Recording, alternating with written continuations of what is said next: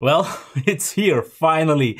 The ZTE Axon 10 Pro felt like half an eternity. I got it around 7 hours ago, and I know that's not a whole lot. I'm definitely not gonna call this a review. This is my very first impressions video. Even though I used that time actually quite efficiently, did the biggest part of my camera testing, all the initial tests that I usually do, and I have a quite good feel of what I think about this phone. And that's what I wanna share with you today. What I wanna show you first is, for example, this TPU case that comes along with it. Fits quite snug, I like it so far, but what I like even more so is the first impression that I got when I took this phone out of the box. Why? Well, because it feels so nice and lightweight, but also thin. For a phone with a 4000 mAh battery, that's pretty impressive. Because if you compare this here with the Redmi K20 Pro, this one is noticeably thicker. Okay, it's shorter, but also 20 grams heavier. And usually when a phone is kind of like lightweight as this one, I complain about it being too lightweight, not feeling premium. But this one actually got the balance quite right, because since it feels so thin, it has the quite good density, because it doesn't feel hollow or something like that. So good in-hand feel, nice quality, great in-hand feel. Feels nice and compact for these kind of bigger standard phones these days. It has an edge display, yes, the curved one. So for a few people that's a deal breaker. I like the button positioning, feedback is good. All right here so far. At the back, yes, a fingerprint magnet. Camera though, slight protrusion, all good. We have the microphone, we have nothing on the left, we have the speaker on the right that works actually with the earpiece. So yes, a stereo speaker, USB-C, and the dual SIM card tray with SD card, but you can only use one or the other, so no two SIMs with the SD card. Now, let's turn on and see what the fingerprint reader has to offer. I gotta say, it's a good one. It's not the best one, so I would say like 4 stars, because it's reliable, but it's not the fastest one, and I have to kind of look where it is. But all good so far. Obviously, we will have some reflections here. I personally don't mind these that much anymore at this point in time. Some people still do, but therefore the full, yeah, feels also quite thin and a little bit more narrow. But this one actually doesn't feel crazy tall, which is actually surprising for me. We also have the notch here, the teardrop notch, in my opinion, still the best solution, besides obviously going maybe for a periscope camera or something like that. But if you have something in the screen, this is my preferred solution, even though unfortunately there is no hide knot option. At least I did not see that. Now, about the display, here I have to say I'm a little bit disappointed that that might so far actually be the weakest part, because display optimization is here for video, nice and good. Display brightness, well, that's actually the first thing. I measured about 600 lux in manual mode, and that is usually not that bad, but especially when I used it today in sunlight, when I did all my photos, I had quite a hard time seeing something. Other than that, we have a screen effect where we can pretty much just change the white balance and auto screen effect, but there's no real kind of calibration if you want a different kind of saturation and so on. But so far, the display feels a little bit dull. I mean, if you just watch a normal thing, it looks fine. But when I watched some of the movies or some of the things, especially in brighter situations, this display didn't feel quite as vibrant. It feels a little bit muted. But it's still a good display. It feels quite smooth and so on. About those speakers,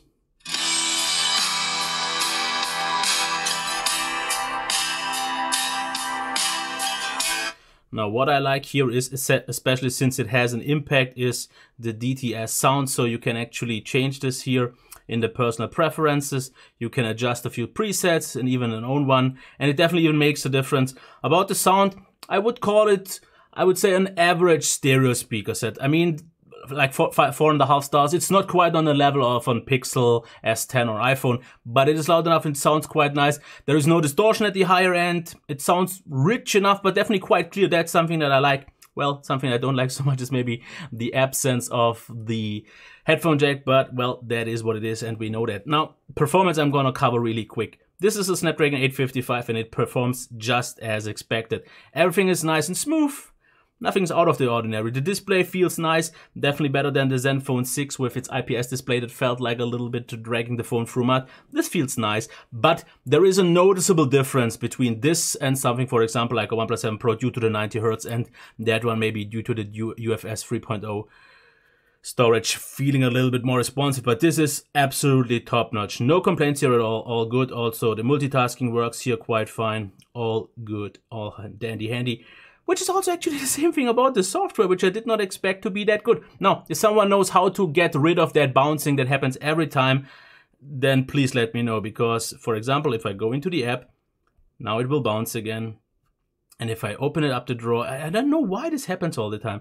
That's also a thing I think on the Google Launcher. We have though the feed, we have quick settings.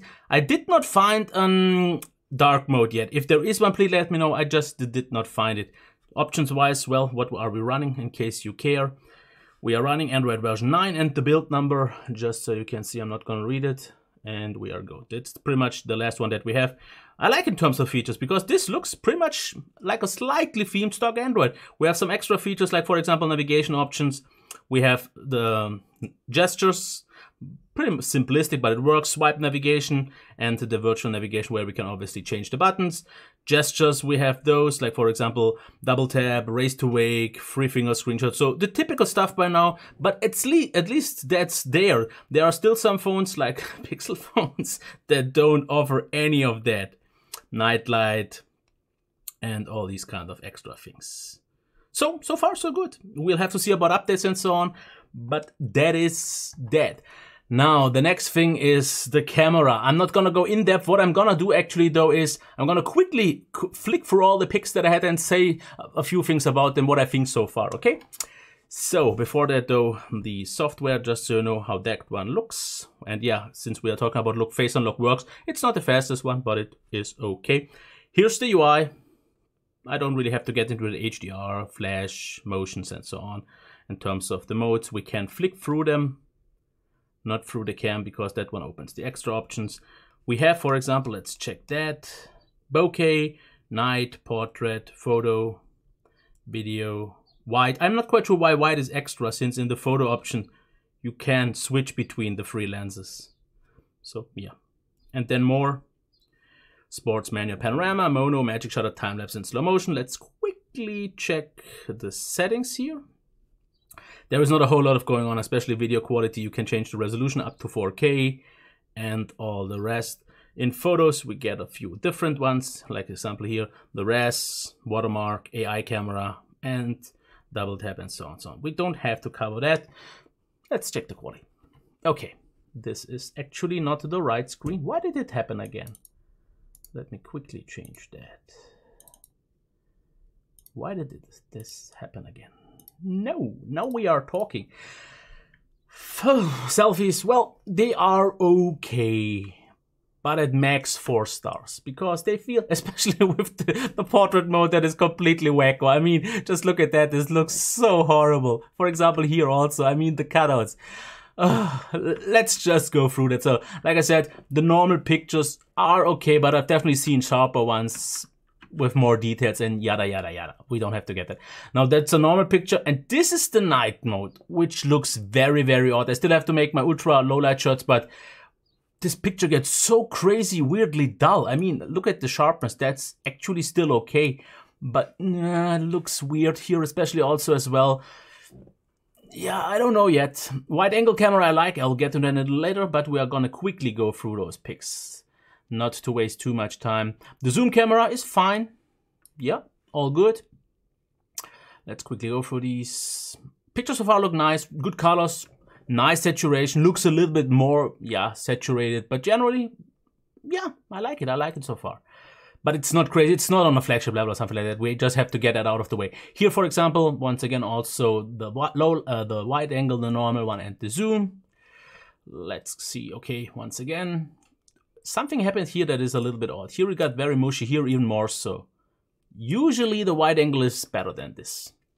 Here also, this is, for example, the portrait mode that actually worked quite solid, but you have to kind of step further back. So I'm not the biggest fan of that when portrait mode works like this. But generally, dynamic range feels fine. Details are there, especially if you go into the main cam. It's still a little bit better. Here, for example, it blows out the details here, the clouds, but therefore, since this is a very hard to get right picture, this is still okay. Still okay. This picture is one of the best ones that I've did of these so far. I've did it also with the OnePlus 7 Pro, with the Redmi and the Sony Xperia 1. But this is the nicest looking one, I have to say. Nice, smooth background blur, but very sharp here. And the whole lock is sharp, where usually already this gets a little bit blurry. So I really like this picture. Then here, once again, the wide angle. Look at this. Okay, yeah. You see if you go up close that it's not amazing. But this is, especially if you see this on a phone, on social media and so on, pretty nice. This one, I don't know what happened. Yeah, sometimes this happens, especially also on the front-facing cam. Here, zoom. This one also. So maybe not super reliable. Sometimes the autofocus. Here the zoom once again. Yeah, selfie with the wacko portrait mode. Here it completely overblow and got it wrong. So yeah, pretty much, let's say the portrait mode is unusable. Videos, I'm not gonna cover those are for the review, but I generally have to say that videos looked fine, but especially if I will actually do it, I will add it to the end of the video, kind of my first impressions video that I did in a vlog style on a selfie stick, hoping it would work out. Not really. It got so crazy shaky, but also on the Redmi and also on the OnePlus 7 Pro. So with a selfie stick, making these kind of videos does not really work out. But video quality so far is good. But let's just keep it in mind what this is and what a level this is. This is still below something like a OnePlus 7 that I would consider to be similar to the 7 Pro if we don't take if we just talk about the main cam. The OnePlus 7 Pro for me is still not a flagship camera, and this is still a level below. When I checked, for example, the selfies, they are not quite on that level. The main camera is not on that level, and the videos are not on that level, which doesn't sound that good. But like I said, the OnePlus 7 Pro is already closer to the almost flagship camera, and this is then one step above. But generally, so far, well. I like the design a lot. I like the speakers, I like the performance. The battery life should be pretty good since it has a 4000 mAh battery with 1080p 60 and so on. Camera seems fine, but here's the crux for this phone. 600 or even 500 euros is a hard sell just because something like an S10 by now is already at that price point, or the S10e, which after all have the better display, better speaker system, maybe not the better performance and maybe not the better battery life, not for sure, but better, or yeah, software depends on what you prefer. We don't know here about the updates, but definitely way better camera. So at this point in time, the value isn't that good. I get all those people who said this might be a really great phone, and I like it so far. But value-wise, this is just too much. If I also consider that something like a Redmi K20 Pro costs like 200 less, or in the best case scenario, 100 less, and doesn't really offer less. So that's that. And now I'm gonna leave you with the weird vlog style first impressions video. If you don't make it through it because it shakes too much and you have to vomit, I would totally get it. That's why it's not part of the main part where I had, it planned to be. Okay, that's it. Until next time, bye. Okay, very early first impressions about the ZTE Axon 10 Pro.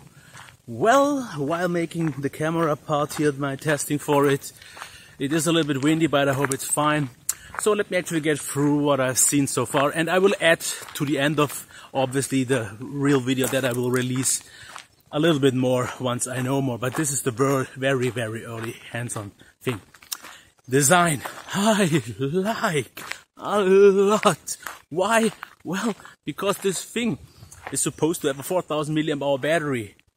And it feels so thin. It's 20 grams lighter than the Redmi K20 Pro. So much thinner. Okay, it has the curved screen.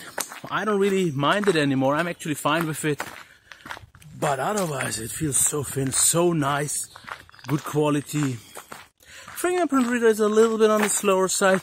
The display, I think that is actually something that I'm not so happy yet about, because it doesn't seem to be very bright. I actually had to boost it quite a lot. And I'm not quite sure if there's dimming going. I think that's due to my app. But it feels a little bit dull and lifeless, because even if I had it like 80%, it doesn't seem super bright. So I definitely still have to test my maximum brightness with my lux meter. So that might be the one thing, because for example, the speakers even, stereo speaker system on a phone as small and as nice and thin for this price. Yeah, okay, if you consider maybe the price, by this time when I'm making this video, you can actually already get something like an S10 or S10e for the same price, which have even better speakers. But for something that's not a Samsung, not a Pixel, not an iPhone, this offers a pretty good sound. Performance, Snapdragon 855, well optimized, feels like a very stock Android experience, so I'm absolutely pleased with that. What else?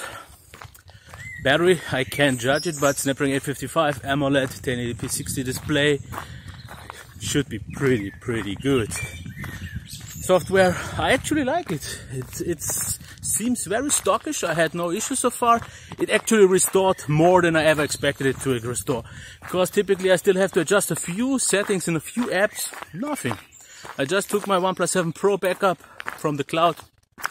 Bomb. Everything is the same. Even the launcher and all those things. Super surprised. Now, camera. Well, I'm just doing the camera test right now. In the first impressions video that you can see, I can already tell you more. But so far, this phone looks really good. And all the people who said it might be a great phone might be right. But you also have to consider this phone is out right now at a price of around 500 if you get it with cashback, but usually like 600. And that's already S10 territory. And then it has a hard time. If you absolutely don't like Samsung for whatever reason, it might be a great alternative, but with some compromise. Because I don't think the camera will be on that level. I don't think the display and speakers are on that level. But therefore, software, therefore maybe battery life and so on. Maybe. So, that's it for now. So far I like it, but always value conscious in mind. We'll definitely have to see what the final review will actually tell us.